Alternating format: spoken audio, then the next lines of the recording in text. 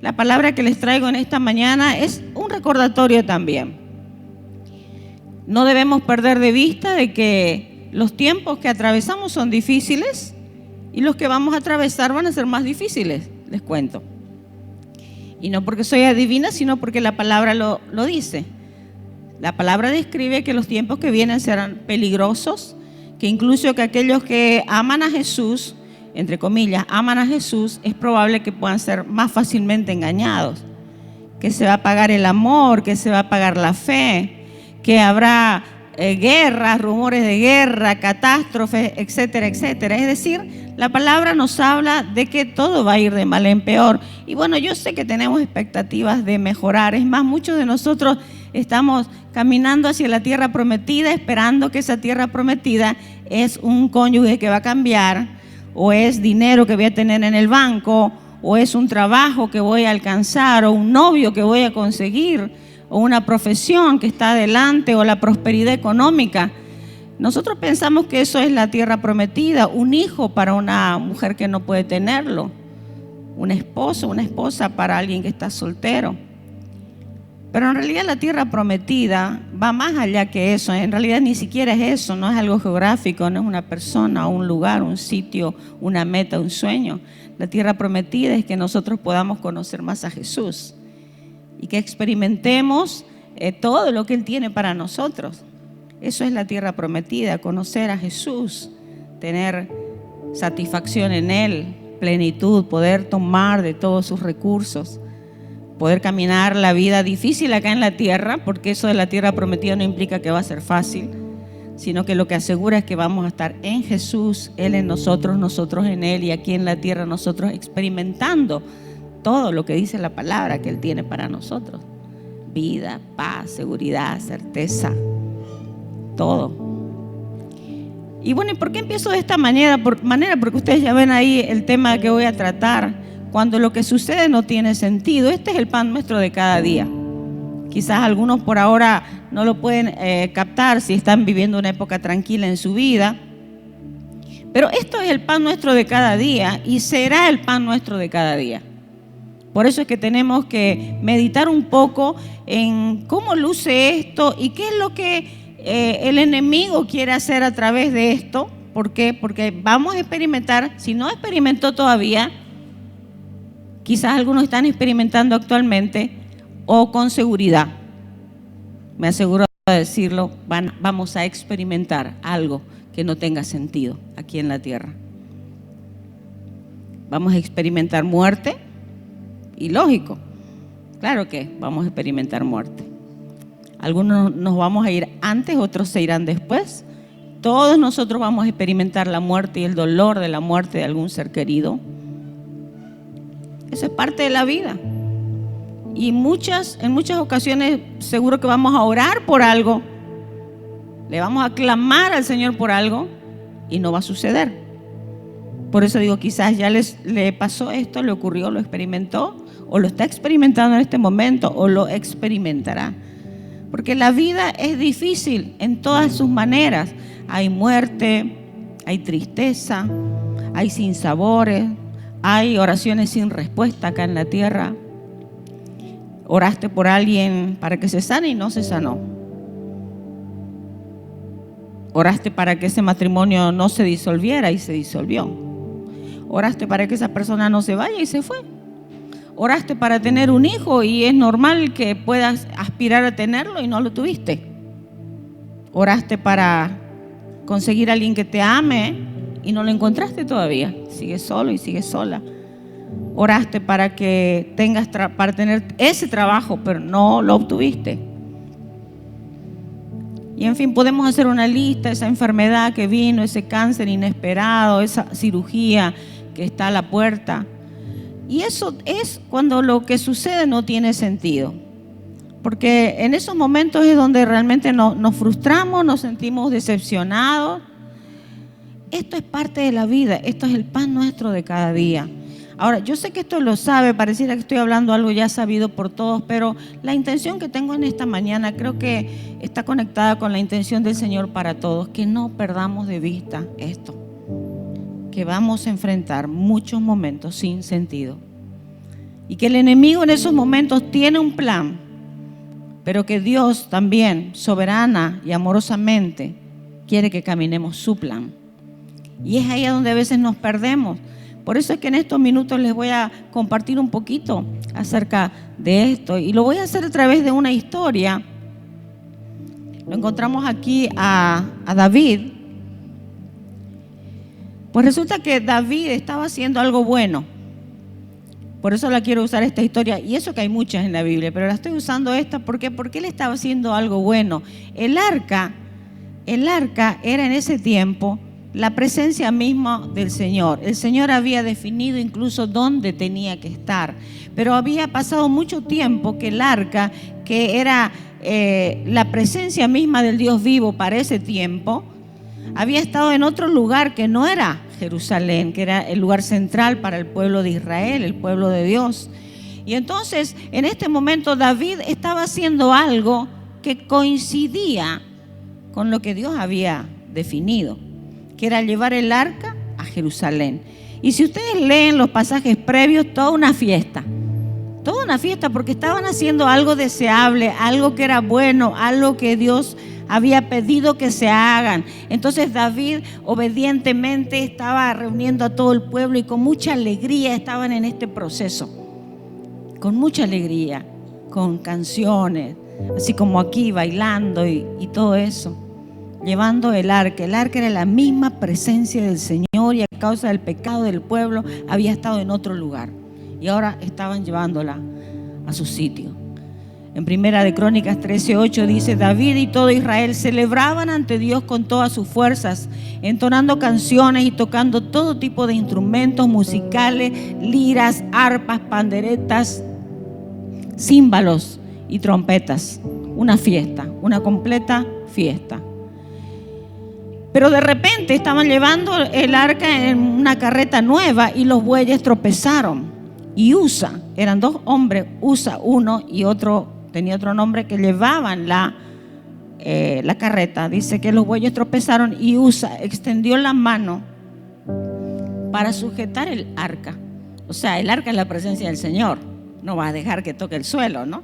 Entonces él intentó sujetar para que no toque el suelo y entonces dice: se encendió el enojo del Señor contra Usa y lo hirió de muerte porque había puesto su mano sobre el arca. No sé si ustedes se sorprenden, si ya leyeron la historia y la conocen no se van a sorprender, pero si es primera vez que la ven probablemente sí. Imagínense la sorpresa de David y todo lo que estaban bailando y festejando full, porque estaban haciendo algo que a Dios le agradaba según ellos y que él había pedido, incluso que habían esperado durante muchos años, que significaba que iban a tener a Dios con ellos.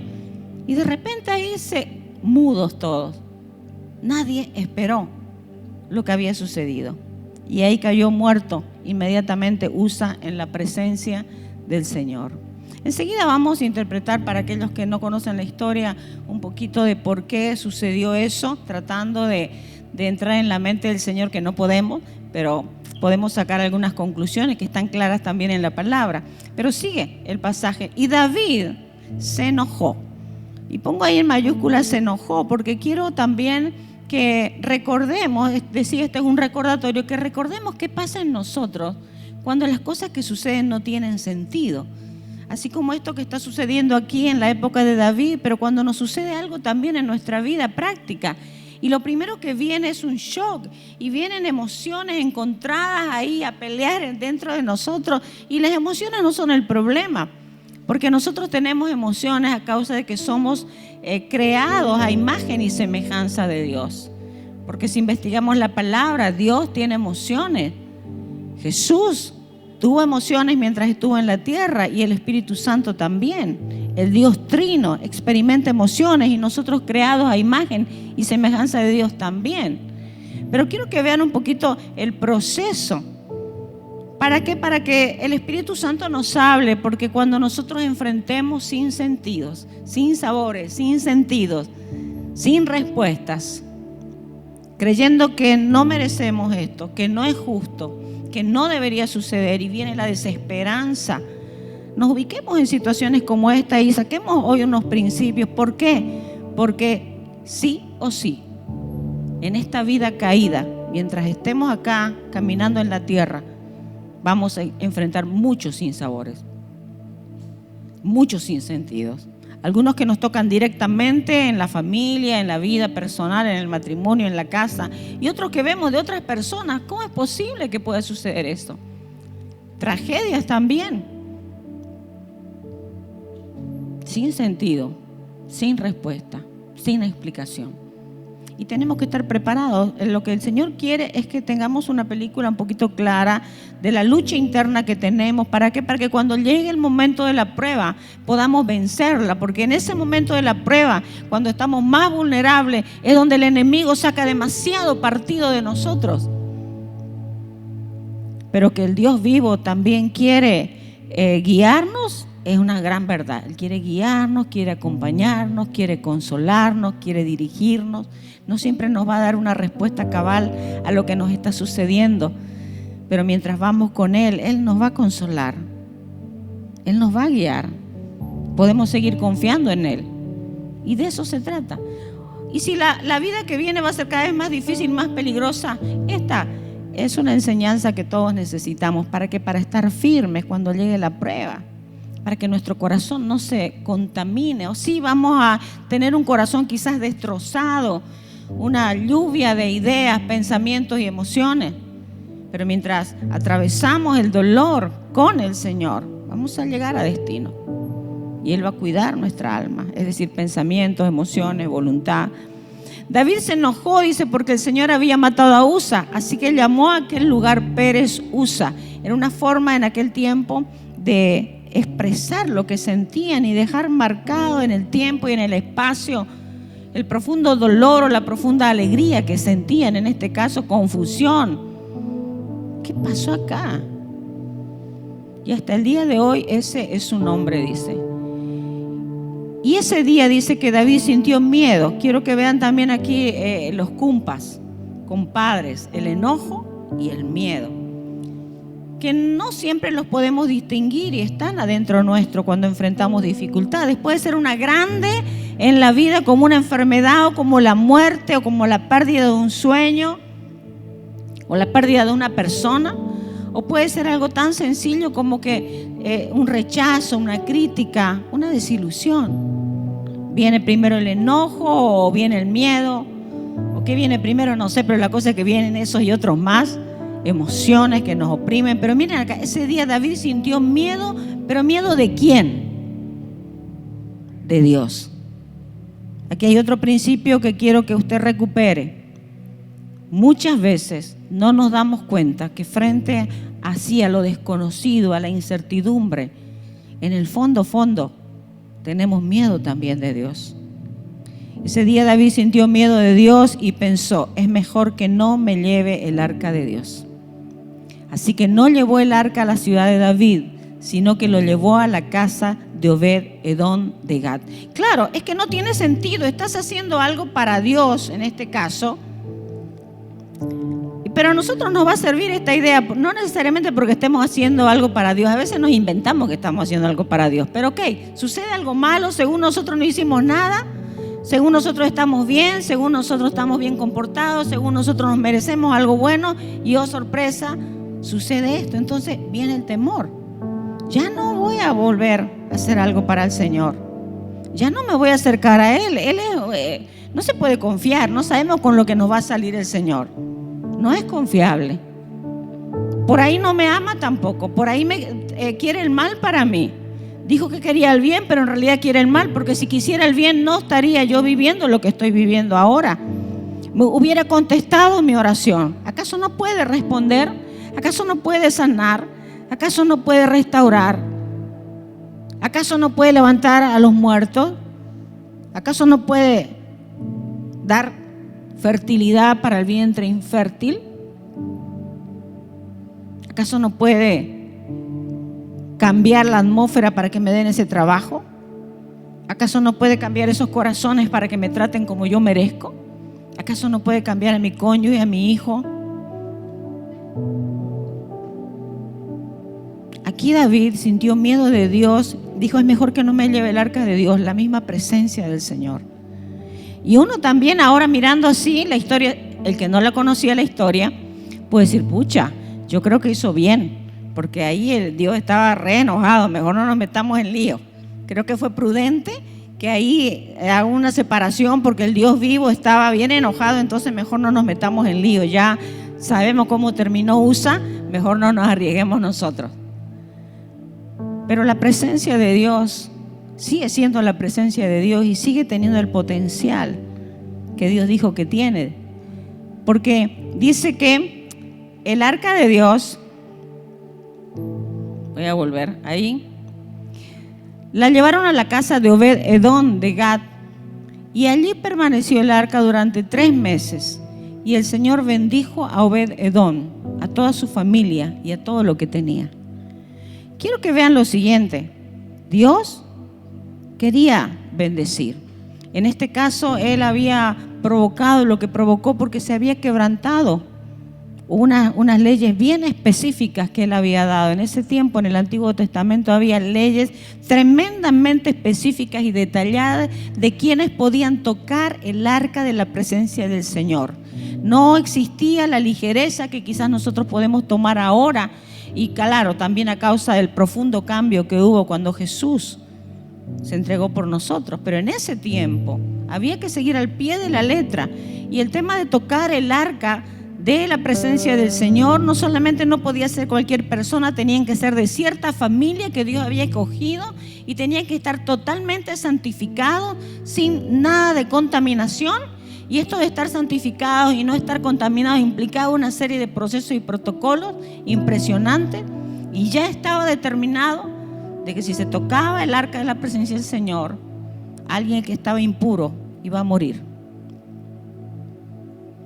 Entonces, para que entendamos un poquito el contexto de por qué sucedió lo que sucedió, pero a causa de que viene y sucede algo malo, sin sentido, inesperado, que nos trae confusión, enojo y temor, nos alejamos de la presencia del Señor, porque pensamos que ese suceso está definiendo quién es Él, su carácter, cómo me ve a mí, y que no puedo esperar algo bueno de Él. Eso pasó en ese momento con David, pero el Señor seguía siendo bueno, porque en la casa de Obed-Edom, miren cómo bendijo. Todo lo que él tenía fue multiplicado.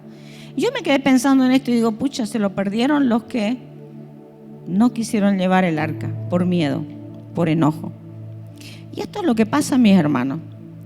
Esto es uno de los principios que quiero dejar, que cuando nosotros vivimos situaciones difíciles en la vida, a veces no nos damos cuenta que viene un enojo, un miedo, porque no podemos explicar lo que está sucediendo, porque estamos decepcionados, porque estamos tristes, porque no hay forma de que nosotros podamos pensar que Dios, o el Dios bueno que nosotros pensamos, el amoroso, esté detrás de todo esto. No entra acá en nuestro cerebro, y entonces nos alejamos de Dios. Pero Dios, a pesar de que Él puede ser que esté ahí soberanamente permitiendo lo que estamos viviendo, Él sigue siendo bueno. Él todavía quiere bendecirnos, solamente que el miedo hace que nosotros nos retiremos de Él. Y entonces es bueno que tengamos esta figura clara, porque ya les decía que las épocas difíciles van a seguir viniendo. O quizás alguno de ustedes está ahora mismo en una época difícil. Y bueno, nosotros estamos como iglesia en los 30 días de perdón, y precisamente esta semana estaba esto en las lecturas. Cuando viene una herida, cuando alguien nos rechaza, cuando algo malo nos sucede, esto es lo que ocurre en nuestro corazón. Nos enojamos, tratamos de escapamos de la persona, por ejemplo. Si es una persona el asunto, escapamos de ella. Si es alguien que nos pasó algo, un rechazo en un grupo, por ejemplo en la iglesia, nos empezamos a alejar, no queremos ir. Estamos eligiendo todo el tiempo huir, porque no queremos ser heridos de vuelta, porque tenemos miedo de experimentar esto y lo otro, pero nuestra tendencia es de huir o de hacernos los ocupados, ¿no es cierto? Y te invitan de vuelta al mismo grupo. No, pero que estoy ocupado, estoy en la universidad y recién me casé y recién tuve mi hijo. Y puede ser todo eso cierto, pero a veces podría ser también que estemos tratando de escapar. Yo no digo que usted lo esté haciendo. Hoy estoy trayendo un recordatorio de lo que puede suceder cuando vienen las épocas difíciles, cuando viene la crítica, cuando viene el rechazo, cuando trataste de hacer algo bueno y te salió mal, cuando hiciste algo que te pidieron y nadie te agradeció, cuando esperabas esto y recibiste lo otro. Nos enojamos, nos escapamos, nos victimizamos, también pobre de mí. Imagínenselo a David ahí, yo haciendo lo que él me pidió. Y nosotros todos tratando de cuidar el arca. ¿Cómo íbamos a dejar que el arca se caiga? Y esta es la forma en que Dios nos paga. Ya no podemos confiar en Él. Es más, no podemos confiar porque no lo entendemos por último. No sabemos qué es lo que quiere, ni cómo vamos a satisfacerlo, ni cómo vamos a hacerlo. Miren ustedes que esto nos da una imagen de Dios que distorsiona quién es Dios. Y por eso es que también nos rebelamos. La rebelión, dice el manual de los 30 días, que espero que usted también esté haciendo. Y si le interesa, hay seguramente aquí en el Café Renuevo para adquirir, cuesta 20 bolivianos apenas, para aprender acerca del perdón y de la ofensa. Porque esto que estamos desenvolviendo ahora tiene que ver con la ofensa. David se sintió ofendido. Quizás estaba un poquito difícil ponerle el nombre de ofendido, pero vemos que se enojó, que tuvo miedo, que se frustró, que se decepcionó. Eso fue una herida en su corazón. Y esto es lo que nos enseña el manual de 30 días de perdón, que tenemos que interpretar lo que es una herida para nosotros. Nos rebelamos también. Ahí en el manual dice que podemos tener una rebelión pasiva o activa. Una rebelión pasiva es esta que yo estaba describiendo. Ay, no me hicieron nada, no. Es más, ni siquiera aceptamos que hubo una herida, pero nos vamos escapando, nos vamos retirando. Ya nos invitan y no vamos. Viene esta persona por acá y nos vamos por el otro lado. O directamente aceptamos el desánimo como un estilo de vida, aceptamos la pasividad, dejamos de movernos, dejamos de hacer, no queremos intentar, no queremos correr riesgos. Eso pasa con nuestra vida y se convierte en una rebelión pasiva, porque en el fondo, capaz no tan fondo, estamos enojados con el Señor porque no lo entendimos, porque le pedimos algo y no nos respondió. Porque no creo que sean así las cosas, no creo que Él haya permitido esto. Además yo le pedí y no es que no deben ser así las cosas. En el fondo tenemos una rebelión que puede ser pasiva o puede ser activa. Así que lo que estaba diciendo, un resumen, una herida activa emociones, como en este caso el enojo y el miedo, y el enemigo las usará para robarnos. Las emociones que son normales, que son parte del diseño de Dios, que Dios las creó para que nosotros funcionemos adecuadamente aquí en la tierra, se instalan en nosotros esas emociones y en ese lugar de temor y de frustración, de enojo, de decepción, que se va profundizando, el enemigo empieza a tener poder sobre nuestras vidas. Lo que pasa es que no nos damos cuenta.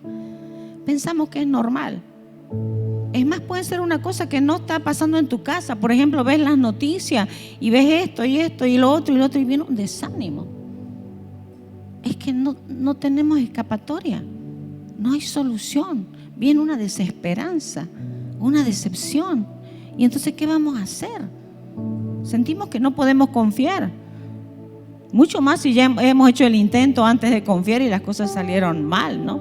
Entonces el enemigo las va a usar para robarnos, alejándonos de la intimidad con el Dios vivo y sus recursos. Esto es la imagen del arca, ¿no? Enojo, miedo y dejamos el arca. Ahora quiero decir a favor de David, para los que no leyeron la historia, que luego de un tiempito prudente, él reflexiona, se da cuenta de lo que sucedió, empieza a llamar y a preparar a los levitas, que eran los únicos autorizados para cargar el arca de la presencia del Señor, y vuelve a la casa de Obed-Edom a recoger el arca. Y vuelven a la misma fiesta con la que habían empezado, pero ahora haciéndolo a la manera del Señor, porque él entendió.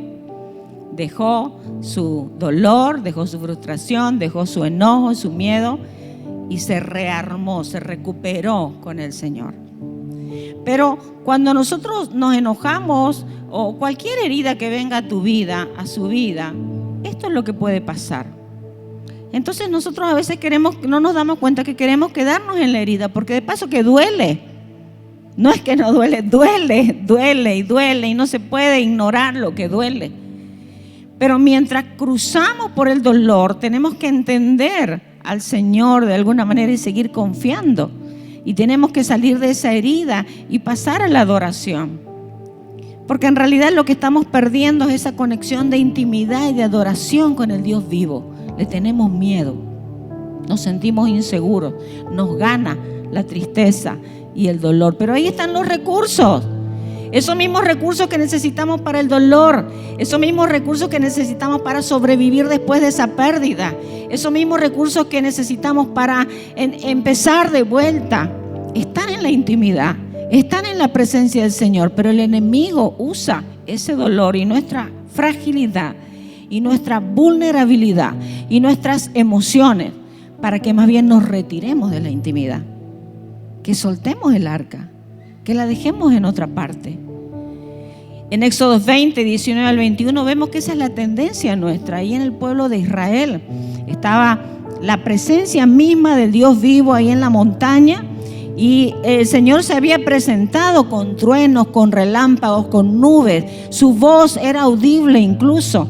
Pero en ese momento el pueblo le tuvo miedo, porque Dios quería conectar con el pueblo de Israel, no solo con Moisés. Pero fíjense lo que dice el pueblo, por miedo. Entonces le dijeron a Moisés: háblanos tú y te escucharemos. A Moisés: vos háblanos, Moisés, porque no queremos que nos hable Dios porque nos da miedo. Pero que no nos hable Dios directamente. Miren, huyendo de la intimidad, huyendo de estar cara a cara con aquel que tiene todos los recursos disponibles y quiere hablarnos, porque Dios quería hablarle. Le dice: no nos hable Dios directamente, porque moriremos. Y eso que Dios ya les había hablado, y eran tan sinvergüenza, y sin embargo seguían vivitos y coleando, como se dice. Pero en la mente nos inventamos, y el enemigo aprovecha de que nos retiremos. No tengan miedo, les respondió Moisés, porque Dios ha venido de esta manera para ponerlos a prueba. ¿Cómo ha venido? Con truenos, con relámpagos, con nubes, con oscuridad. Pero era el Dios vivo el que los estaba sacando, el que los estaba liberando, el que les había hablado de la tierra prometida. Era el mismo, solamente que se estaba presentando de esta manera. Dice: ¿para qué? Para ponerlos a prueba y para que su temor hacia Él les impida pecar. En realidad lo que Dios estaba buscando no es que le tengan miedo para huir, sino que tengan reverencia, para que desde esa reverencia eso les ayude a no pecar, porque era un pueblo como nosotros con tendencia al pecado. Así que el pueblo, dice, miren, decidió dejar el arca. Así que el pueblo se mantuvo a distancia, pero Moisés se acercó a la nube oscura donde estaba Dios. Moisés pagó el precio. ¿Cuál era el precio? Vencer el temor, caminar en medio de la incertidumbre. Y me encanta esta idea, la nube oscura. Me parece una representación de cuando estamos en estos momentos difíciles, que no tienen sentido, que son inmerecidos, sobre los cuales no hay respuesta, más bien sobre los cuales hay decepción y frustración y dolor. Pero en esa nube oscura, dice, estaba Dios. Así que también hay que vencernos en medio del dolor. Bueno, el dolor no se supera, el dolor se atraviesa. Así que mientras atravesamos el dolor, ese valle de sombra de muerte, el Señor está ahí con nosotros. En medio de esa nube oscura estaba Dios, y Moisés no quiso perderse de tener esa intimidad. Así que una herida también nos puede alejar de la adoración, porque la adoración no solamente es cantar, y dicho sea de paso, al Señor no le impresionamos con una bailada y una cantada, porque lo que el Señor ve es el corazón rendido. Y los miro a los adoradores intencionalmente, ¿no? Porque ellos saben más que nosotros de todas estas cosas, pero un recordatorio siempre viene bien. Tampoco se impresiona de los que no se mueven, por si acaso los demás. Él ve el corazón. En Romanos 1:21 hay un versículo que normalmente está dirigido a aquellos que no conocen al Señor, aquellos que están haciendo lo que quieren de su vida. Pero cuando yo leí este pasaje, a mí me habló personalmente. Dice, es cierto, ellos conocieron a Dios. Está hablando de aquellos pecadores que no conocen a Jesús. Es cierto, dice, ellos conocieron a Dios. ¿Cómo lo conocieron? Lo conocieron en la naturaleza, de alguna manera lo conocieron. Pero yo me identifiqué, dice, es como que dijera, Isabel conoció a Dios, pero no quiso adorarle como Dios ni darle gracias. O sea, me imaginé como cuántas veces nosotros que le conocemos a Jesús decidimos no adorarle. ¿Por qué? Porque decidimos no rendirnos, no seguir confiando, no humillarnos, no hacer lo que nos dice, porque no me suena, porque de paso que ya me fue mal, ¿para qué voy a obedecer? Hay muchos, por ejemplo, hombres y mujeres heridos en las iglesias, no en Renuevo, sino en otras iglesias, que uno los invita a algo y no quieren. Porque tienen miedo, porque ya fueron decepcionados, porque algo pasó que les quebrantó el corazón y deciden alejarse. Y a veces la invitación puede ser que esté viniendo de parte del Dios vivo. Y aquí dice sobre estas personas, dice, no quisieron adorarlo, le conocían y no le adoraron. Por eso es que yo pienso, esto normalmente lo expresamos sobre los no cristianos, pero esto puede tocarnos. A mí me tocó conocerlo y no adorarlo, cantarle y no adorarle realmente, brincar y saltar y no adorarle, venir a la iglesia 24/7 y no adorarle, porque adorarle tiene que ver con otra cosa, tiene que ver con rendición, y las heridas nos alejan de la adoración. Por eso es que el diablo interviene acá, porque él siempre quiere ser adorado y quiere que nosotros le adoremos a él, que estemos engañados, en vez de que adoremos al Dios vivo. Y lo que el Dios vivo quiere es que cada hombre y mujer, cada creyente en medio de la prueba le adore voluntariamente. Escoja creerle a pesar de.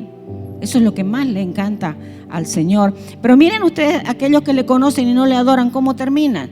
Comenzaron a inventar ideas necias sobre Dios. Como resultado, la mente les quedó en oscuridad y confusión. Yo lo adecuo, ya esto es el Evangelio según Isabel. Yo lo pongo esto sobre los creyentes. Hay creyentes que conocen al Señor porque van a la iglesia, pero no le adoran, especialmente en medio de la prueba, porque les es difícil, lo entiendo, pero no deciden adorar, porque la adoración también es una decisión. Y entonces empieza la mente a entenebrecerse, a oscurecerse, porque vamos perdiendo la vida y los recursos de Dios a causa de nuestros temores y de nuestras inseguridades. Es tal cual, es una palabra muy fuerte. Y un poquito quiero contarles esto. Terminé de ver una serie de videos, 6 o 7 videos del pastor Rick Warren con su esposa Kay. Los videos tienen que ver con una temática similar a la que hoy les traigo. La verdad que me impactaron. No podría reproducir todo lo que escuché en esos videos en estos 2-3 días que los escuché a todos. Pero la verdad que me impresionaron y estoy pensando que en vez del libro en el club de lectura, para las que pertenecen al club de lectura, pongamos esta serie de videos inmediatamente. Así que es posible que lo hagamos. Me encantó, ¿saben qué? Hay un proceso, este título lo puse yo, de las emociones, la adoración. ¿Por qué? Porque esos videos fueron grabados hace 10 años atrás, pero esos videos fueron grabados 4 meses después, apenas 4 meses después de que su hijo se había suicidado. Rick Warren es un pastor mundialmente famoso que escribió el libro Una vida con propósito, que tiene una iglesia enorme en Saddleback, Estados Unidos, y una iglesia que también está en muchas partes del mundo. Yo creo que con mucho dinero, porque sus libros son tremendamente vendidos en todas partes. Y ellos experimentaron el suicidio de su hijo, un hijo que había nacido ya, según lo que yo capté, no me puse a investigar más, solo los videos, porque ahí ellos hablan de esos temas, que había tenido problemas de salud mental desde siempre. Lo llevaron por todas partes, hicieron todo lo que tenían que hacer, trataron de ser los padres más amorosos y le clamaron al Señor durante años para que lo sane, y ya los últimos años para que no se quite la vida, porque ya había esas amenazas sobre él. Y aparentemente, como ya tenía 20 y pico de años, él vivía ya solo. Allá en Estados Unidos eso es más común que acá. Y dice la esposa en uno de esos videos, relata de cómo ya ellos en esos días estaban bien inquietos, clamándole otra vez noches enteras al Señor para que no suceda lo que sucedió. Y parecía que ya no habían escuchado mucho de su hijo en esos días, así que habían ido a la casa de él. Y dice que llegaron a la casa, es impresionante el tema, llegaron a la casa y ya como que sabían en su espíritu los dos que había ocurrido, así que no se animaron a entrar, llamaron a la policía, no sé, la ambulancia, lo que tenía que venir. Y ahí dice que tenía ella una cadena que decía esto, que es el título de un libro que ella había escrito, que se llama Escoge el gozo. Y ella le agarró su cadenita, ¿no es cierto?, ahí, y los dos se aferraron, Rick Warren y su esposa Kay, de esa cadenita y de esa idea mientras esperaban que vengan para decirle lo que ellos en su espíritu ya sabían, y es que su hijo se había suicidado. 4 meses después, ellos hacen esta serie de videos. Y no significa que no pasaron un proceso de dolor, de todo esto que estoy tratando de relatar en esta mañana, sino que lo pasaron con todas las letras, con todas las posibles heridas, enojos, decepciones, dolor impresionante. Pero me hizo bien leer esto porque dije, wow, realmente se puede, realmente funciona lo de Dios. Y ellos cuando hacen esta serie de videos no es que han terminado con su dolor, el dolor está ahí todos los días, pero ellos decidieron aplicar muchos principios. Así que les animo, si pueden tener la oportunidad, tiene un título parecido a esto, como que para sanar, tiene que ver con la sanidad de sus corazones, si lo pueden ver por ahí. Y como decía en el club de lectura, los vamos a chequear juntos. Pero yo vi ahí, ellos hablan de un proceso a través de los 6 videos, por eso que aquí apenas se los voy a mencionar porque me gustó. Pero cómo va también de las emociones a la adoración. Porque ellos dicen que identificaron estos pasos que ellos tuvieron que dar en este proceso. En primer lugar, la conmoción, el shock.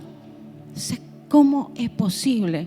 Y los deseos de huir, de escapar. Dice que ellos mismos se aislaron, pero que hubo algunos amigos que los acompañaban. Qué importante, decía Rick Warren, de que nosotros le clamemos a Dios desesperadamente, pero que a la vez busquemos ayuda y aceptemos ayuda de la comunidad, de otras personas, que a veces no pueden hacer nada más que estar con vos ahí y capaz prepararte un plato de comida. Pero decían que ellos pasaron y describen eso en los videos, ¿no? La confusión, la profundidad del dolor, que me recordó esa idea que está en un versículo que dice: un abismo llama a otro abismo, a la voz de las cascadas. Cuanto más profundo es el dolor, más profunda es la presencia también y la actividad del Señor en la vida de esa persona, y la revelación y la voz.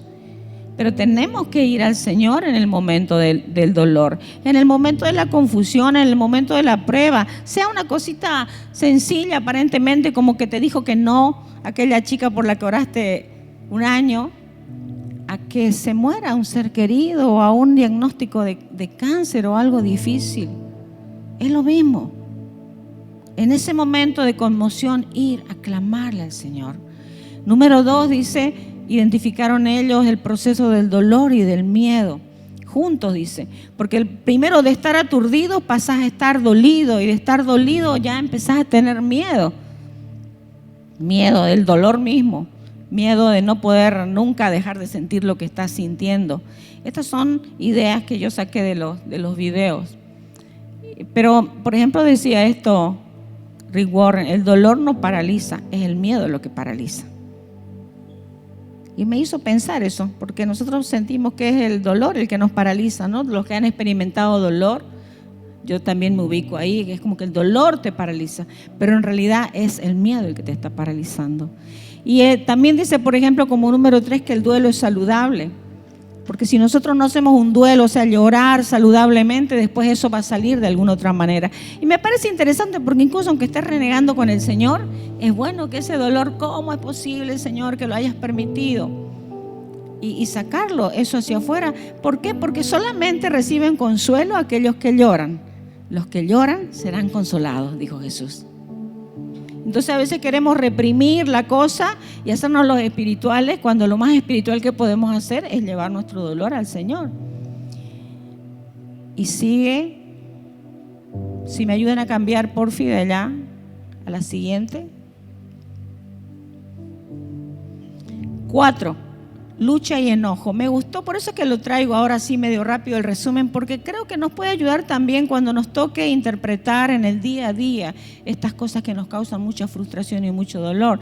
Él hablaba de la lucha. Y la lucha es con Dios, en realidad también luchamos con nosotros mismos, luchamos con los demás si es que alguien nos ha afectado. Pero en realidad él decía que Dios prefiere que luches a que huyas. Y que el Señor no tiene miedo de que vayamos a renegar con Él, mientras traigamos nuestra queja delante de Él. Porque hay una diferencia, decía Rick Warren, entre traer nuestra queja ante el Señor que llevar nuestra queja contra Él. Pero ante Él, sí. Es más, me encantó esa parte porque él hace toda una descripción acerca de los lamentos que hay en la Biblia, de Jeremías, de David en los Salmos y de otros personajes bíblicos, y lee varios pasajes. ¡Wow! Impresionante. Es más, tenemos un libro completo que se llama Lamentaciones. Y entonces él da una definición de lamento y dice que el lamento puede ser adoración, porque el lamento es una expresión apasionada de lo que estamos sintiendo.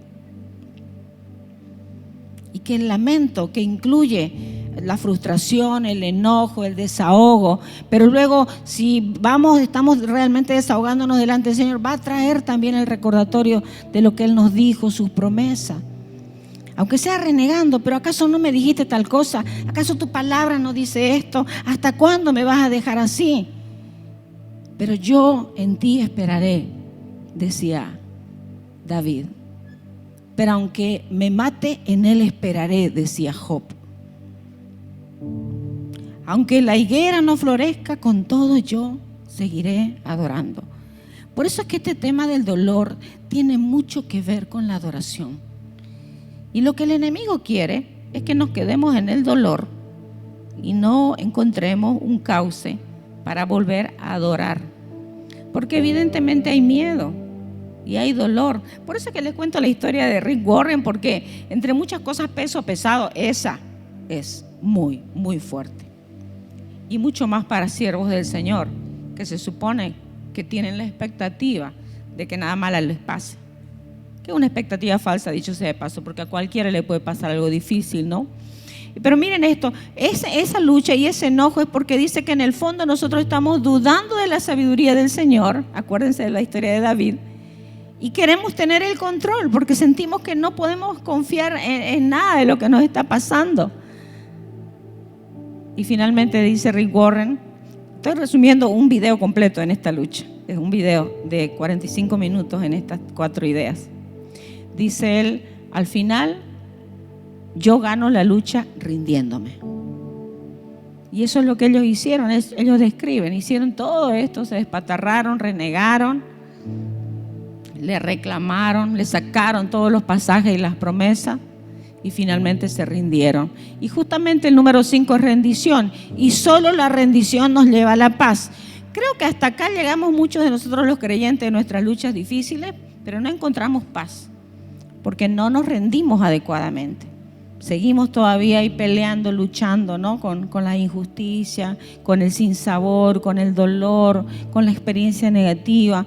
Luego, miren, ahí dice, la rendición lleva a la paz, porque ahí en la rendición nosotros aceptamos lo que sucedió. No era merecido, pero lo aceptamos.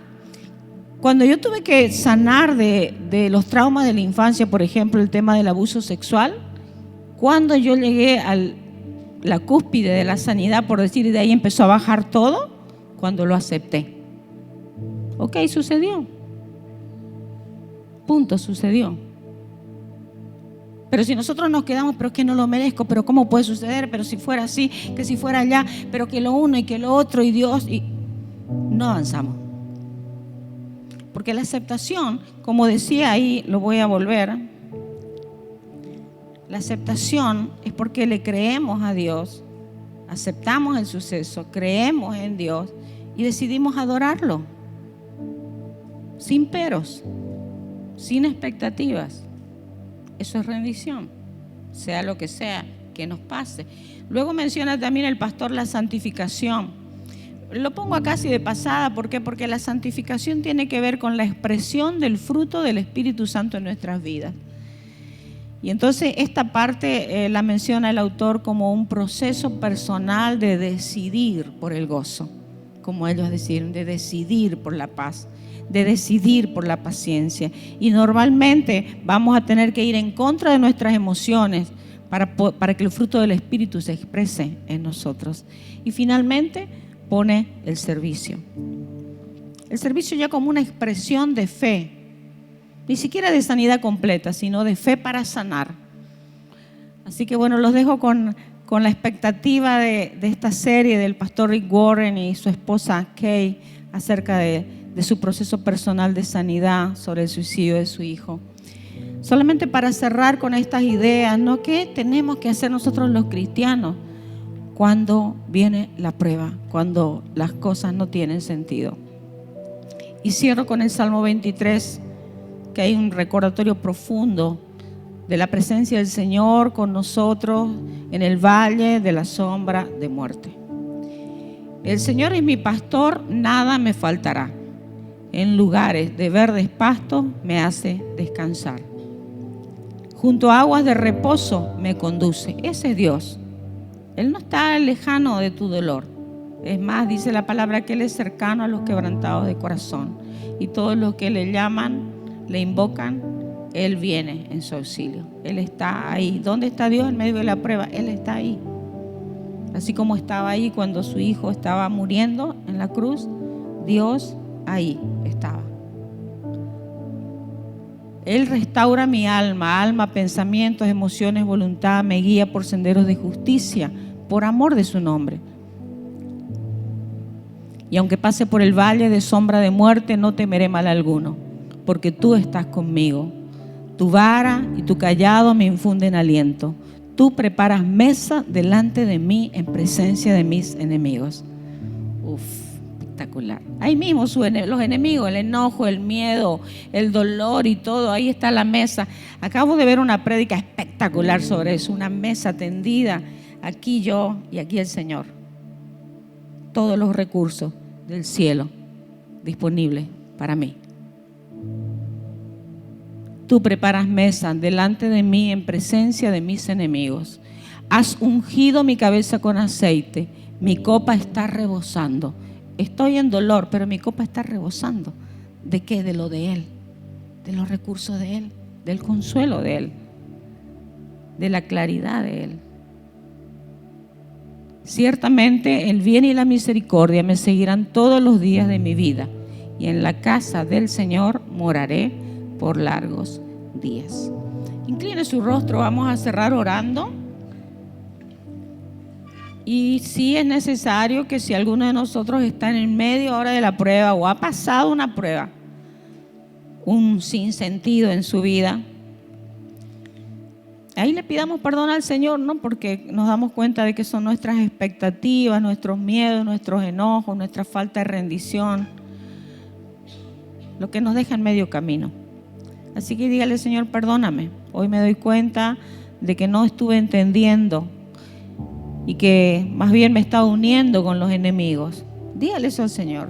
Si le ha ganado el miedo, si ha estado huyendo, si también ha estado como víctima, victimizándose, pobre de mí, que me sucede esto y Dios no me ayuda, pídele perdón al Señor. O si está enojada, enojado, pídele perdón al Señor. El Señor trae esto no solo para entrenarnos, sino para que lo hagamos ahora. Dígale, Señor, perdóname, no te entendí. He estado enojada. Es más, si hay alguien acá que ha estado enojado, hoy se da cuenta que ha estado enojado, enojada con el Señor, porque lo que vivió es tan fuerte, tan doloroso. Ahí pídele perdón al Señor. Lleve su enojo, su miedo, su frustración, su cansancio, que eso es lo que Dios quiere que hagamos. Señor, aquí estamos, te entregamos todo, aquí está mi mente, aquí está mi corazón. Señor, hoy reconozco, usted puede decirle eso al Señor, yo reconozco, Señor, que he estado dependiendo más de mis emociones, de enojada, enojado, frustrado. te pido perdón, o ahí a la expectativa de que me respondas y me respondas como yo quiero que me respondas. Perdóname, Señor, hoy me inclino delante de ti. Tú eres Dios y sí puedo seguir confiando en ti. Ahí declare eso, porque esa es la verdad. El enemigo quiere que usted crea otra cosa. Sí, Señor, puedo seguir confiando en ti. Sí, hoy reconozco que tú eres justo, que tú eres bueno a pesar de lo que estoy viviendo o he vivido. Lo reconozco, Señor, decido confiar en ti. Decido tratar, ya no tratar de controlar más bien, sino soltar el intento de control y que tú dirijas mi vida. Y decido obedecerte. Ahí también seguramente algunos de nosotros el Señor nos está apuntando a algo. Dígale, decido obedecerte. Hoy me comprometo contigo. Quiero hacer tu voluntad. Ayúdame, Señor. Gracias, Padre. Gracias, Hijo. Gracias, Espíritu Santo. En el nombre de Jesús. Amén y amén.